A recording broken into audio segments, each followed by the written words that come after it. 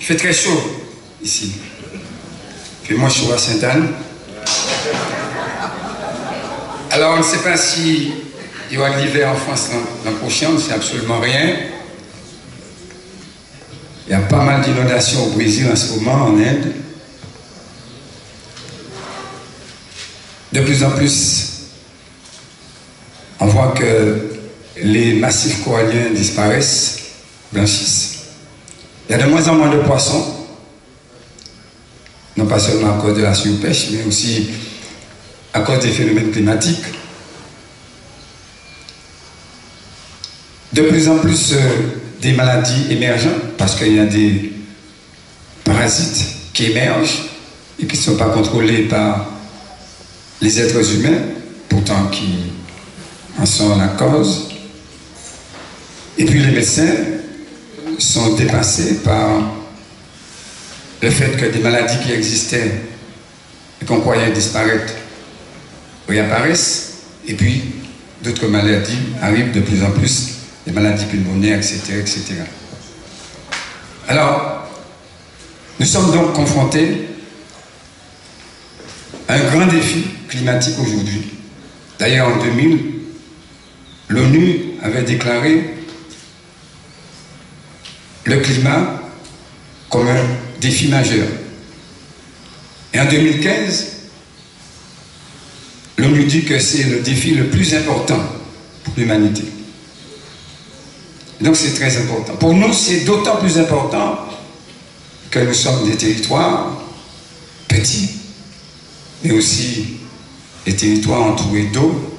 Et nous savons, avec la montée des eaux, montée de la mer, eh bien, là où nous habitons le plus, les rivailles disparaissent. Allez voir par exemple au Bénin. J'étais au Bénin en 2000. En 2000, des maisons qu'on avait construites du côté de l'Atlantique, eh bien, étaient déjà dans l'eau. On avait construit en 1987.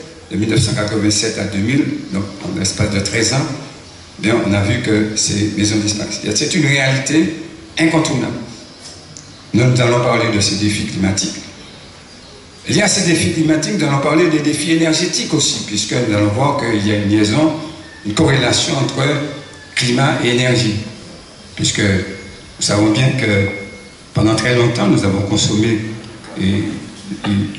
comme énergie puisé dans le pétrole, le gaz, le charbon, ce sont des énergies fossiles, et nous savons que ces énergies fossiles, en brûlant, dégagent beaucoup de dioxyde de carbone, et le dioxyde de carbone est effectivement l'élément majeur dans le cas du réchauffement climatique. On va en parler. On va parler aussi de la notion de responsabilité. Qui est responsable? On va remonter le temps, et puis on va savoir qu'effectivement, bien, les responsables aujourd'hui sont les mêmes qui ont créé des dégâts lors de la colonisation, lors de l'esclavage, la traite négrière, etc. Et par conséquent, on va comprendre qu'en faisant un tour historique, qu'il y a une liaison étroite. Et tu parlais de réparation tout à l'heure. À partir du moment où on va arriver à mettre en corrélation tout ça, eh bien, se posera le principe de responsabilité. Le principe de responsabilité a été posé par un philosophe allemand qui s'appelle John Jonas en 1979, et disait que ce principe de responsabilité était un principe très important. Responsabilité vis-à-vis de nous, génération actuelle, mais responsabilité surtout vis-à-vis des générations futures. Et en posant le principe de responsabilité, nous allons voir que eh bien, les technocrates et les grands scientifiques qui ont cru à un moment qu'ils pouvaient tout faire, qu'ils pouvaient maîtriser la nature, dompter la nature, pour nous donner plus de progrès, plus de croissance, eh bien tout ça a échoué. D'où aujourd'hui, nous constatons que nous allons en faillite, nous allons vers un monde fini. Et face à ce monde fini, il faut inventer, Madame la Présidente, un nouveau monde. Et c'est ce qui nous attend aujourd'hui. Donc, comment faire pour inventer ce nouveau monde? Un nouveau monde. Parce que, est-il possible d'inventer ce nouveau monde? Quelle force sociale trouver pour inventer ce nouveau monde? C'est ça la réalité aujourd'hui. Nous allons voir à travers cet atelier, l'atelier que j'ai l'honneur de présider, on va essayer de faire le lien transversal entre tout ça.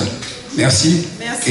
Et vous allez comprendre comment, effectivement, nos peuples-là, c'est un outil très important. Merci. Merci.